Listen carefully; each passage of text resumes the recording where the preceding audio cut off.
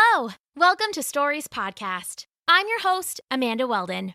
Today's episode is the next installment of the brilliant Firefly Revolt, the final book in our original trilogy by Daniel Hines.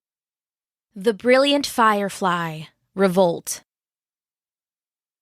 Chapter 7, Troubled Waters. The chill waters of the Atlantic churned and thrashed in a violent blur, but Jill didn't slow. It had been 2 days since they'd found the lighthouse, and the Firefly suit was finally back in operation. After a bare few hours of testing, Jill had set out to find her mother. "Everything's looking good so far," said Specs in her ear. "Keep tight to the water and none of the satellites will be able to pick you up." "Copy that," said Jill, twisting in a tight barrel roll and then leveling out like a fighter jet. She told herself she was just checking out the thrusters again, but really it just felt so good to fly. Cutting through the air faster than sound, controlled by the minute adjustments of her body, she felt like a bird. Not one of the little flitty ones that hung around her mother's bird feeders, though. She was the hawk that struck like a laser. Like grace and danger, a weapon with feathers. She wanted to feel it, to remove the helmet and let the wind roar past her face. Then again, at this speed, even a pebble would hit me like a bullet, she thought. So helmet on it was. "You're coming up to your mother's tracker signal," Specs said. "You should have a visual on wherever she is any minute." An icy hand gripped Jill's heart. She had always been brave, to a fault, really, but flying towards the Scarlet King's secret base? She'd have to be crazy not to be a little scared. At least, that's what she kept telling herself.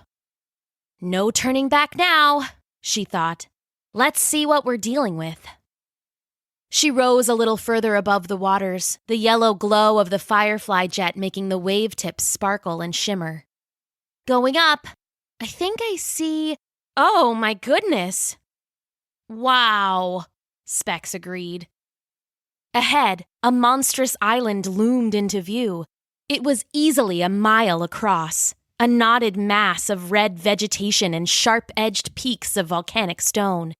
The island was mostly overgrown, but through her enhanced vision, Jill saw several roads cutting through like brown scars. Metal doors studded the dark stone in a few places, all of them sealed. Over everything, draped like a heavy web, was thick, red ivy. Jill zoomed in and saw all the vegetation had the same brick-like texture as the new supers. "You seeing all of this, Specs?" "Yeah, more brick. Can't be a coincidence." "Right? The Scarlet King is into some new kind of genetic engineering. Whatever it is, it definitely goes way beyond just beating Firefly." "Be careful, Jill." "Sure thing. Gonna try to stay low." She dipped back down close to the water, slowing to subsonic speed. She hadn't seen any guards, but it was best to be careful. Though it was odd. Wouldn't the Scarlet King have some kind of defense system? Even if this place was invisible to satellites and radar, someone could still happen upon it by accident, right? As if triggered by her thoughts, a piece of that red ivy curled up and out of the water. Jill yelped and tried to dodge, but it slapped wetly against her ankle armor as she zipped by. "That was weird. You see that, Specs?" Specs started to reply, but it garbled to static. Jill sighed with frustration. They had theorized the comms might fail like the satellites and radar, but Jill had been hoping they wouldn't. "On your own now," she said to herself. "Time to go get Mom." Another piece of red ivy whipped up in front of her. This time, she managed to gracefully corkscrew around it, but then a second and third lashed upwards as well. She burned one away with a blast from her fist, but the other slapped her hip and sent her into a tumble. Panicked, she managed to right herself just before splashing into the ocean. She hovered in place for a moment, getting her bearings.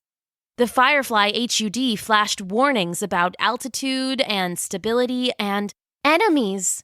Enemies in the water. Red tendrils of ivy began to rise all around her, ones longer and thicker than before. They curled towards her, moving with animal intelligence. Up close, Jill could see the tendrils were lined with jagged brick suckers. It wasn't ivy at all. It was tentacles.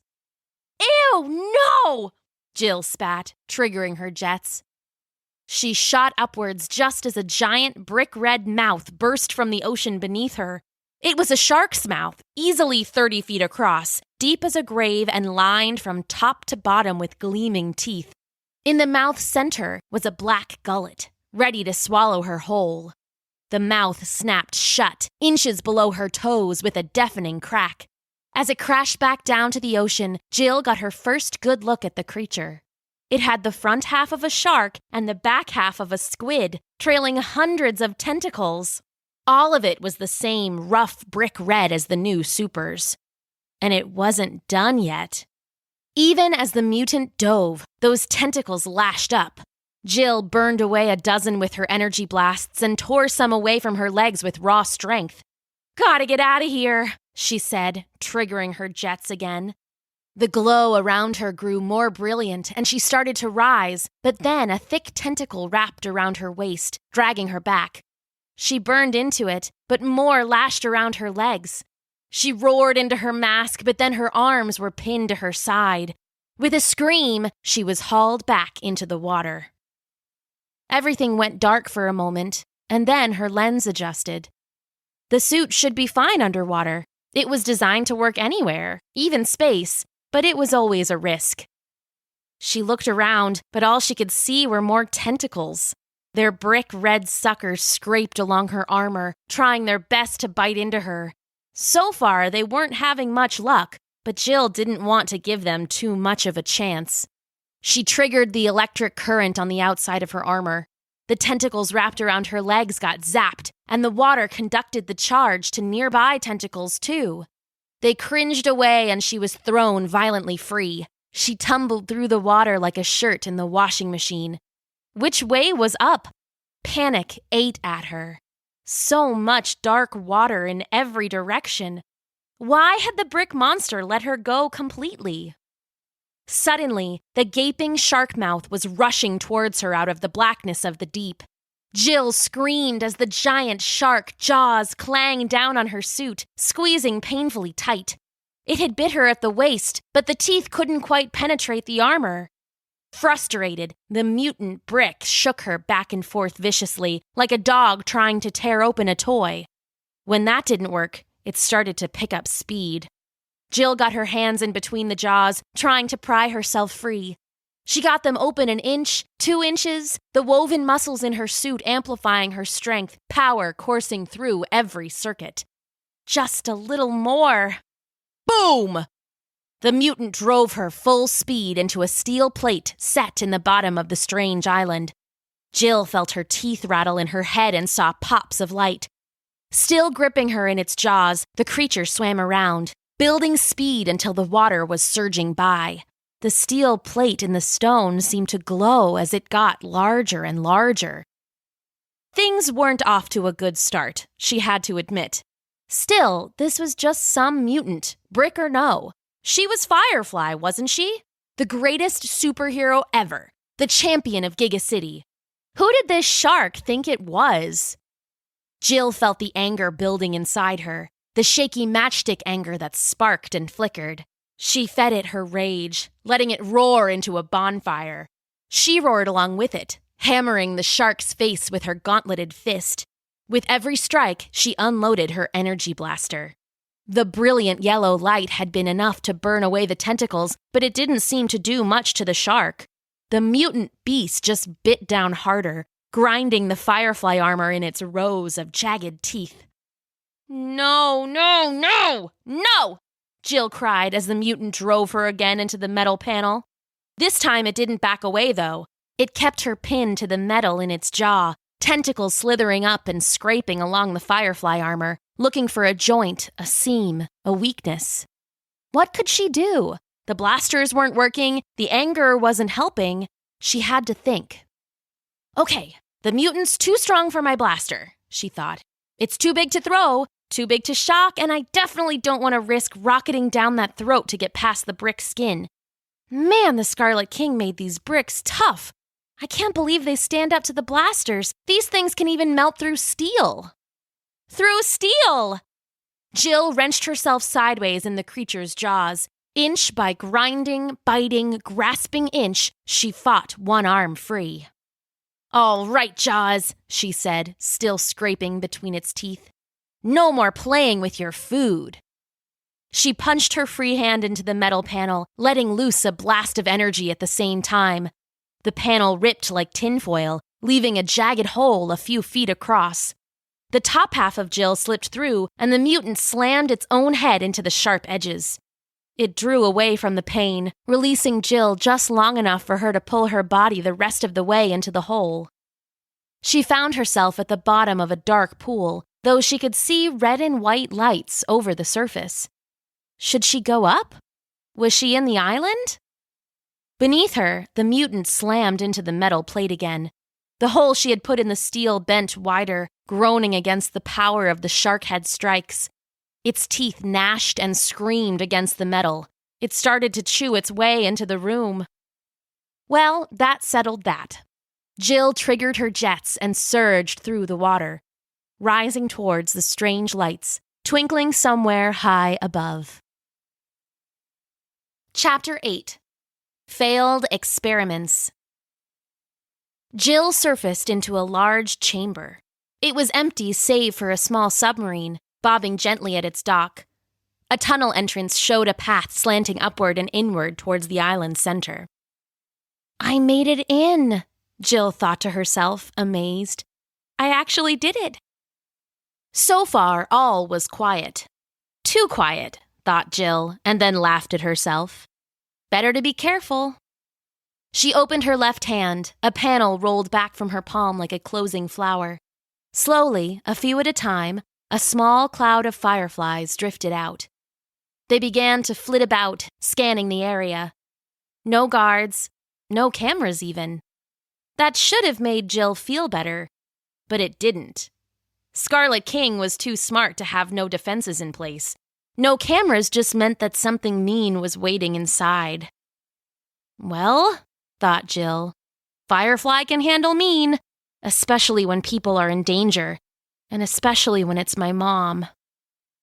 She triggered the suit's stealth mode. There hadn't been time for a full camouflage job. Jill had imagined a reflection system that would work similar to Harry Potter's invisibility cloak, but that was still just schematics on a page. Instead, the suit extinguished its yellow light and silenced the heavy footfalls. It wasn't exactly ninja-like, but it was better than nothing. Scanning ahead as she went, Jill walked up the pathway.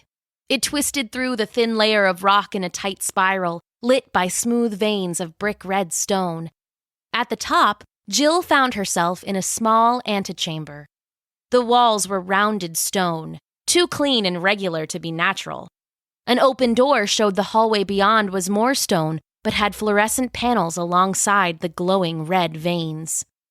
From outside, the island had seemed to be natural, but inside, Jill saw the telltale signs of construction. The Scarlet King was a tech genius when he needed to be, but his true mastery was biology, and this island was his showcase. Jill scanned the hallway and found it empty. She started walking, heading towards the center of the island. It was a maze, but her fireflies mapped the tunnels as she went, so at least it was a maze she could solve. As she went, she thought of the red brick ivy covering the island. Was that how the Scarlet King had created it? He had definitely found some kind of power in whatever created that red brick. Harpy and Barbariad had been the start, one augmented by biology, the other by tech, but they were crude compared to the brick. Each brick had been wildly different, and wildly powerful. There were a lot of them too, it seemed like. Could they be grown at will? What about creatures like the mutant tentacle shark? Jill shook her head. There were so many questions, but they could all wait until Mom was safe at home. The hallway ended in an open chamber, perfectly round and about 5 stories tall, but Jill couldn't be sure as it was mostly cloaked in darkness. She switched on her night vision, but there was some kind of signal jamming her infrared. Great, she thought. Instead, she triggered a spotlight on her chest, illuminating the area in front of her. She entered the chamber, body tense and alert. As she did, a panel dropped from the ceiling behind her, slamming into place with an echoing bang. Jill whirled and blasted the panel with her fist. It scorched and started to warp, but didn't give away. Suddenly, there was a sharp noise behind her. High on the wall, a light hummed to life. Jill turned, her back to the sealed door, and gasped. The light was set into the ceiling of a glass cell. Inside sat a monster. It was a brick, one so tall and wide he had to hunch to stand. His mouth was cavernous, his teeth great ivory squares. He squinted at Jill, and she saw hate in his eyes. It was Hippopotaman, Jill realized, the first super she had ever fought, except he had been turned into a brick. He was even bigger than he used to be, with muscles like steel girders, his already tough skin looking impossibly thick. Behind her, another light snapped on. She whirled and another cell was lit, way up near the ceiling. Inside, Jill watched a squat brick woman burst into flames, her hair floating around her smiling face like a blazing wreath. She laughed, fire spilling from her lips. Jill jumped as the cell in front of her sprang to life. Inside was Barbariad, or what was left of him. Whatever process made you into a brick, it apparently hadn't worked with Barbariad's fusion of machine and flesh. He had fused to the ground, his torso growing out of a slab of red brick. He looked like a half-carved statue. That light that normally glowed in his eye was dead, but when his human eye fell on Jill, his mouth started to move. He's trying to talk, Jill realized. Horrified and curious, she placed a hand on the glass. The audio sensors picked up and amplified his voice. When he spoke, it was dry and painful sounding, like someone being dragged over gravel. I am Barbariad, he said. The Baron of Battle, the Sultan of Skirmish. He trailed off in a craggy cough. I remember, said Jill in Firefly's baritone. She should have been angrier. This creature had broken her grandpa, had stolen her mother, but he looked so pathetic, so weak. Whatever he had been before, she pitied him now. His coughing ground to a halt, his one remaining eye bored into hers. Don't let him do it. The Scarlet King. Do what? Jill, Firefly, said. Barbariad's arm, growing at an awkward angle from his half-blocked torso, curled to touch his own chest. The brittle fingers scuffed on his metal plating with a plang. This. Evolve. Everyone. Do this. His hand beat weakly against his chest. Don't let him do it! He suddenly roared, causing Jill to stumble away with a start. More lights snapped on, revealing more brick-red marvels and monsters. Jill saw what looked like an upright raptor. There was a slender man who waved and burst into a black mist, a beautiful woman who blinked sideways and floated, the hems of her dress barely dusting the floor. A demon, a half-stretched man, a dozen malformed animal hybrids. One at a time they lit, until the entire room was glowing, walls ringed by cells. Jill jumped again as Hippopotaman slammed a giant fist against the wall of his cell. Grinning, he did it again, and again. Others took it up with him, thumping their cages, roaring in time, stamping their hooves and clicking their talons and nails. They began to chant, a crude imitation of the usual fans from the news. Firefly! Firefly! Firefly!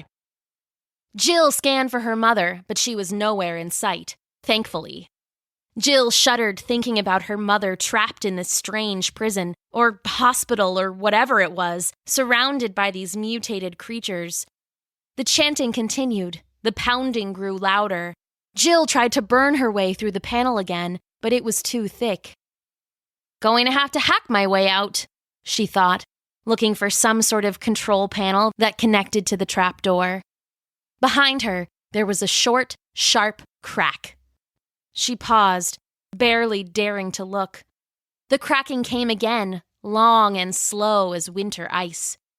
Jill turned and saw Hippopotaman leaning against his cell wall, glass cracking like a lightning bolt in slow motion. It spread from his fist and climbed slowly. "No, no, no," whispered Jill. The crack hit the ceiling and the cell wall shattered, broken safety glass raining down. With a roar, Hippopotaman dragged himself free and dropped to the ground, shaking the room with thunder. He began to laugh, raising his giant arms, watching his muscles bunch under his new brick skin. "The power!" he raved to himself. "Sweet King, the power!" He began to laugh, a deep, stomach-rumbling laugh. "All right, fine," said Jill, raising her fist. "I've beat you before, and I can do it again." Creak! Looking up, Jill saw another cell begin to crack. The creature inside ran a long, pointed nail down the glass, etching a deep line for the crack to follow. This isn't a prison or a hospital, Jill realized suddenly. It's a trap. An alarm began to sound, shrill and whooping. The lights all went red, bathing the room in scarlet. Another cell burst open in a spray of glass. Another. Shards rained down around Jill, musical as piano keys. Panicked, she fired a shot from her blaster, sending a Catwoman sprawling back into her cell. Another shot deflected a steaming spear of solid ice. Hippopotaman roared, so she kicked on the thruster jets, raising into the air. The Raptor Man leapt after her, and she punched him flat with a well-timed jab. A long arm stretched from a cell and coiled around her leg like an anaconda. Jill fired her blaster, and the arm fell away smoking, uncoiling to flop limply to the ground. She hit the ceiling and hovered there for a moment. It felt like going up for air. Before she could draw a breath, though, she was pulled back down. By what, she couldn't tell. Something like a viscous spit splattered on her mask, obscuring her vision. Something else coiled about her ankles, fighting her jets. Her arms were grabbed, then her legs too. The alarm sounded wildly. The lights began to pulse. Her suit's internal alarms joined the cacophony. There was something in the air now. Gas? Poison? Jill's head began to swim. She roared, that matchstick of anger inside her flaring and guttering. She felt drowsy, too tired to fight, her eyelids trying to slam like the steel panel that had her trapped. Something climbed onto her back, and she launched it with a judo throw. Something else punched her in the stomach and broke knuckles on her armor. She triggered her jets again and slammed into the wall, denting it and sending her sprawling. The air on the ground was a little clearer. She was able to draw a single clean breath before it sealed her throat like cement. It was growing quiet now. Nothing was attacking her. Nothing but the gas. The world was a soft, cottony darkness. A peaceful bed was calling her name. "I'm coming, Mom," she said, but no one heard her.